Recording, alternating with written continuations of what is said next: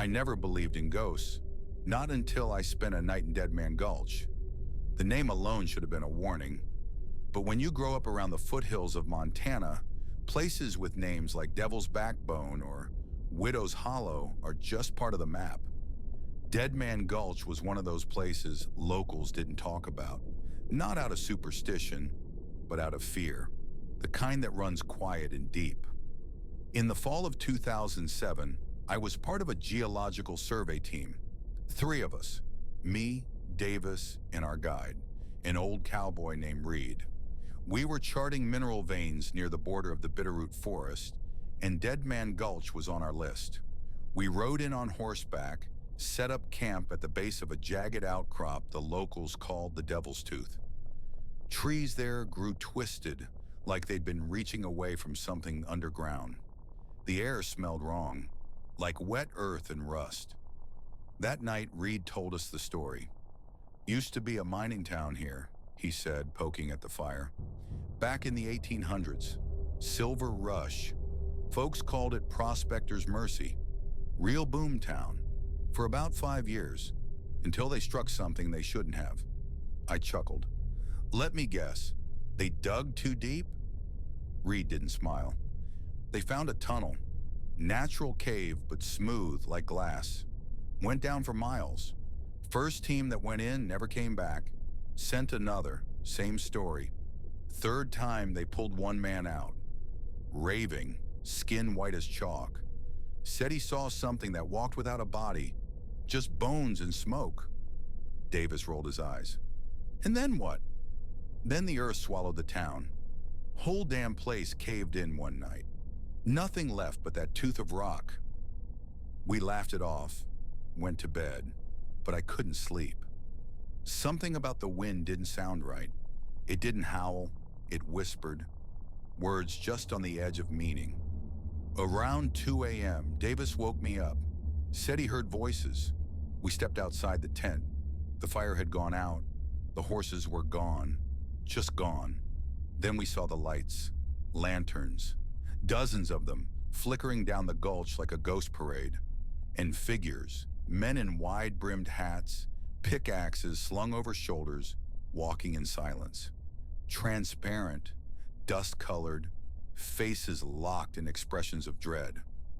We didn't move, just watched as they marched past us, heading toward the rock face. Then came the sound. Not footsteps, not voices. Digging from inside the earth. I looked at Reed. He was pale, clutching something around his neck. A coin worn smooth. It's starting again, he muttered. The ground trembled, just a little, enough to feel in your bones. Then the air changed, got heavy, tasted like ash. From the base of the Devil's Tooth, a crack opened, just split open like a wound, and something crawled out. It wasn't right.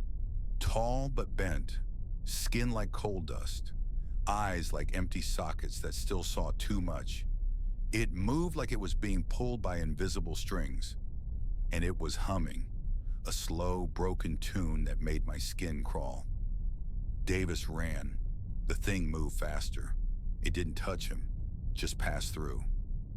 Davis screamed once, just once.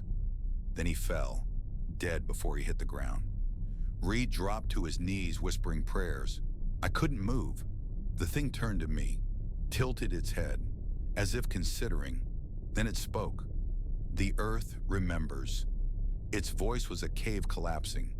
Then it was gone. The crack closed. The lights vanished. Silence returned. We buried Davis at dawn. No one would come for the body. We rode out, didn't speak the whole way back. Reed quit that day, disappeared. I tried to find him once. His cabin was empty, door wide open, fire still burning. Sometimes when I dream, I hear the digging. Closer each time, the earth remembers, and it's still hungry.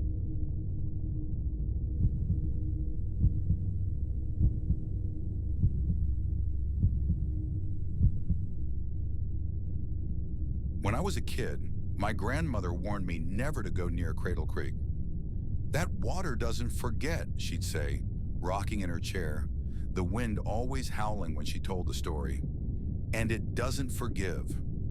I thought it was just an old woman's superstition, a relic from another time.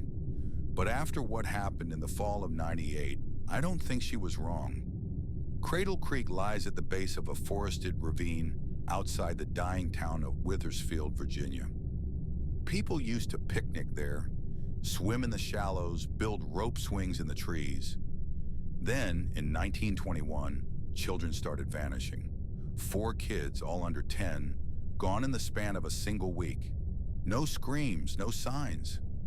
Just shoes left on the creek bank and the occasional scrap of fabric tangled in the branches. The town searched for weeks, but found nothing. Then one day the water ran red. For hours, fish floated belly up, and the forest went silent.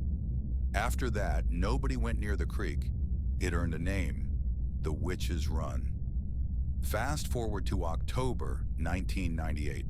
I was 16, dumb, angry, and eager to prove myself. My friends and I, Corey, Matt, and Lex, decided to camp near the creek as a dare, a Halloween stunt, see who could last the night. We set up just before sundown. The forest was eerily quiet. No birds, no insects, just wind, rustling the dead leaves. We told ghost stories, roasted marshmallows, tried to laugh off the nerves. Around midnight, Lex dared Corey to touch the water. He did. The moment his fingers broke the surface, the wind stopped, completely. The trees stopped swaying, the fire went out. We sat in darkness, listening to the water ripple. Then came the singing. A woman's voice, low, sweet, wordless. It echoed through the trees like smoke. We froze. Lex called out, thinking it was someone messing with us. That's when the laughing started. Not from one voice, from many.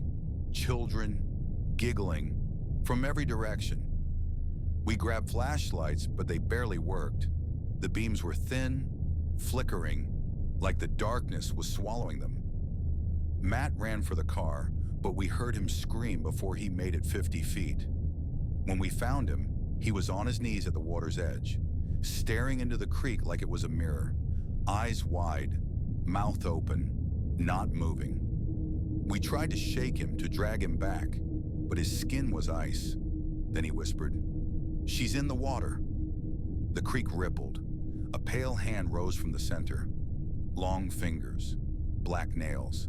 It caressed the surface like a lover's touch. Then another hand, then a face. She was beautiful, terribly so. Eyes too wide, smile too sharp, hair floating around her like ink in water. She opened her mouth and dozens of voices poured out. Children, women, even Matt's own scream. We ran. Corey fell. Lex didn't stop. I looked back once. The witch was crawling from the water, dragging Matt with her. He didn't struggle, didn't blink, just smiled. I made it to the road. A trucker found me the next morning, shivering and incoherent. The police never found the campsite, or Matt, or Corey, or even the creek. I went back 10 years later. Couldn't help it. Needed to know. The ravine was there. Same trees, same path, but no water, just dry stones and a single child's shoe. Last week, I heard a knock at my door. No one there, but I could hear it, just faintly, a soft voice, singing from somewhere inside the pipes. Cradle Creek doesn't forget, and it doesn't forgive.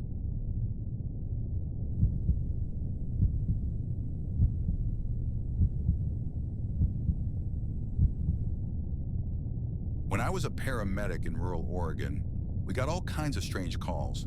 Isolated places, folks who lived off-grid, deep in the woods where cell service didn't exist, and landlines were sketchy. But none of that prepared me for the Barlow Hollow call. It came in just past 3 a.m. A woman's voice, frantic, said her husband had fallen down the stairs, broken his neck, dead. The dispatcher couldn't get her to say much else. Only an address deep in Barlow Hollow, a place we were told never to go after dark. Locals don't talk about it, my partner Sam said as we drove. Barlow Hollow's cursed. Folks vanish there. Weird lights, missing time.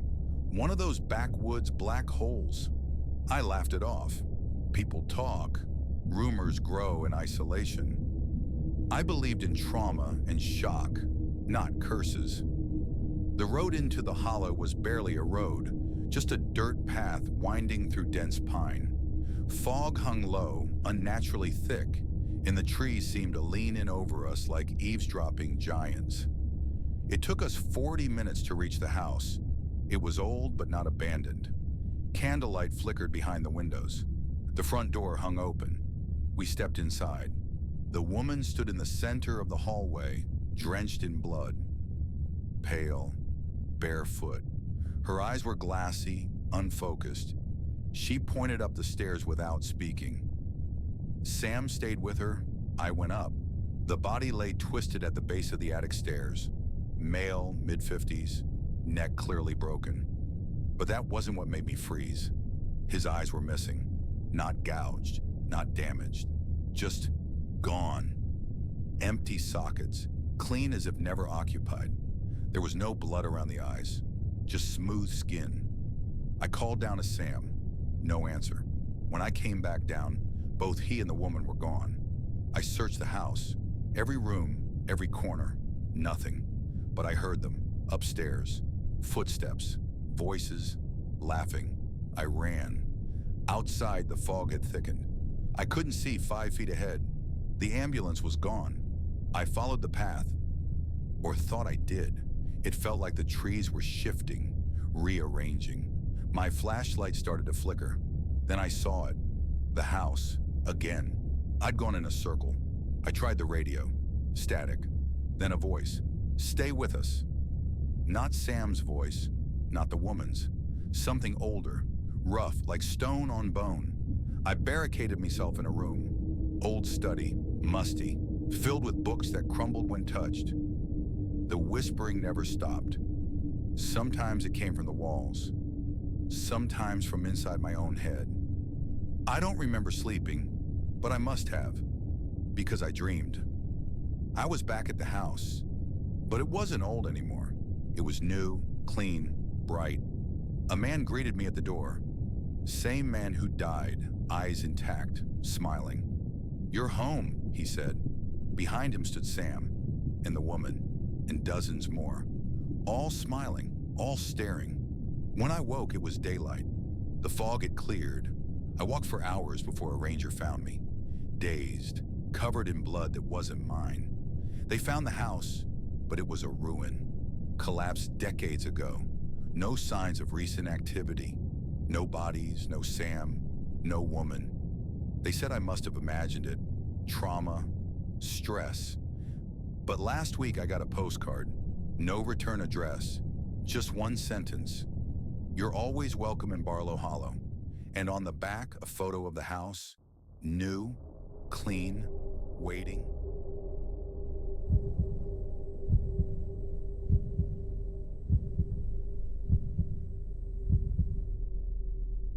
When I was in college, I took a summer job with the National Forest Service.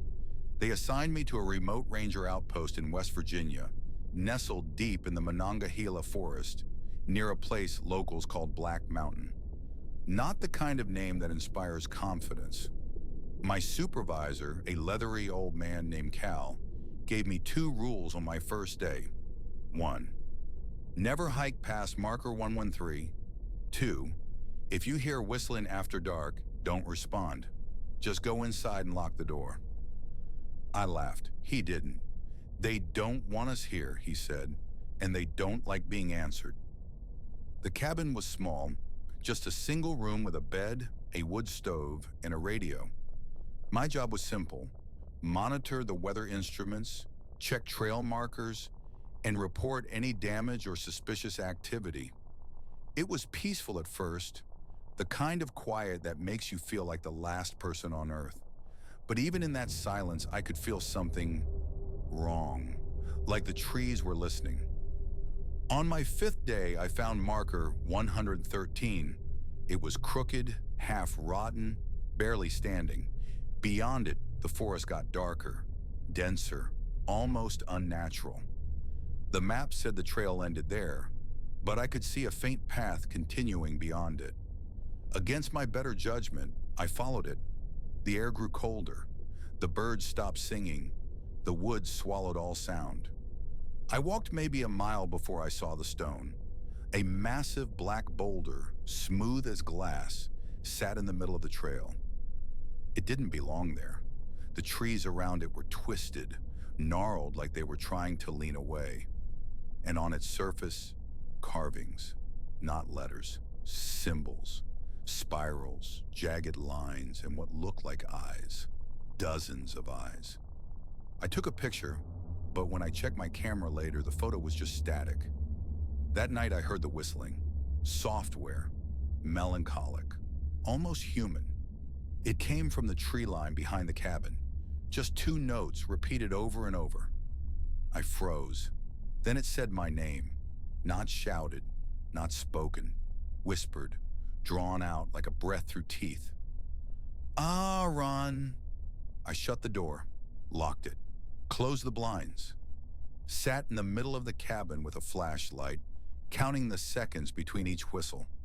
It circled the cabin, slow, deliberate. The radio crackled to life around 3 a.m. You shouldn't have gone past the marker. It wasn't Cal's voice. In the morning, the forest felt different. The trees leaned closer to the trail. I found animal carcasses strung up in the branches. No blood, just skin peeled back like paper. And the path to marker 113 was gone, swallowed by undergrowth that hadn't been there the day before. I tried calling for help. The radio only hissed. That night I didn't sleep. I heard scratching under the floorboards, whispering inside the walls. The whistling returned, but now there were more notes. A melody, haunting, hungry. I packed my things and left at dawn, but the trail didn't lead back. It led deeper. The trees grew unfamiliar. Landmarks vanished. Every turn took me somewhere I didn't recognize. I walked until my legs gave out, slept under a dead pine, dreamed of the stone, of eyes opening in its surface, blinking in unison.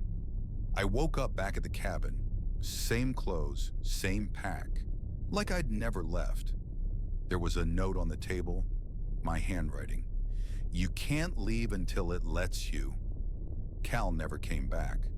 The Forest Service said they had no record of me being assigned there. No one answered my calls. No one came. That was 2 years ago. I still hear the whistling, and now I whistle back.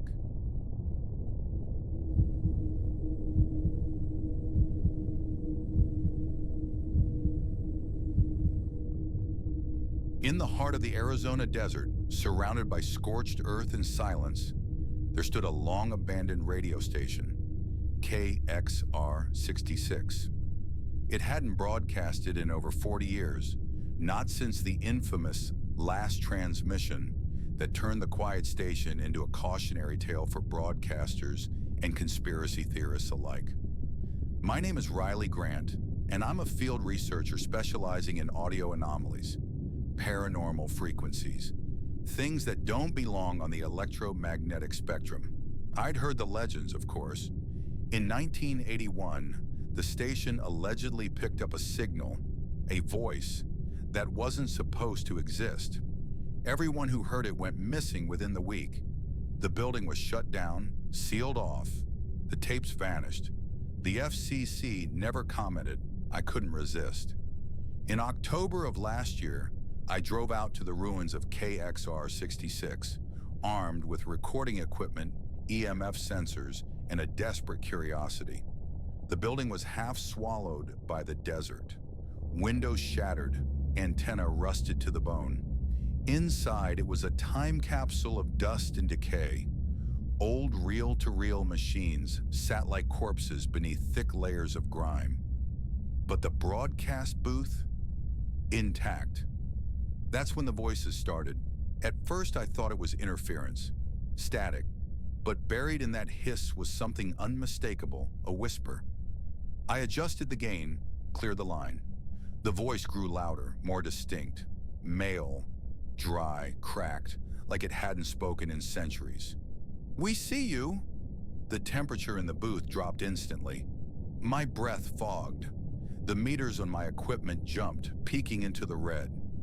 I should have left. Every instinct screamed at me to run, but I stayed. The voice continued, repeating itself. "We see you." Then it changed. Not just in tone, in nature. Like multiple voices were trying to speak through one mouth. Words overlapped, reversed, distorted. My ears rang. My nose bled. I clutched my headphones, trying to make sense of the garbled mess. And then the voice said my name. "Riley, come in." My knees gave out. The booth was spinning, my mind unraveling. I yanked the headphones off and crawled toward the door, but it wouldn't open. None of them would. Something had locked me in. From the monitors, a low hum began to build. The machines, dead for decades, flickered to life. The reel-to-reel began to spin. Through the speaker, I heard something worse than the voice. I heard myself. "If you're hearing this, it's too late. Don't listen. Don't stay. They're not voices. They're doors." The tape whined, stretched, then snapped, and the lights died. In the pitch black, I felt something else enter the room. It didn't move. It didn't breathe. But it was there, behind me, beside me, inside me. When I woke up, it was morning. The door stood wide open, the equipment untouched. My recordings, all blank. But I wasn't alone. Since that night, I hear it. In the static between radio stations, in the buzz of electrical lines, in the silence before I fall asleep. My voice, screaming, begging, warning. I don't know what KXR 66 transmitted that night in 1981. I don't know what I brought back with me, but I know this. It's still broadcasting, and now it's using me as the signal.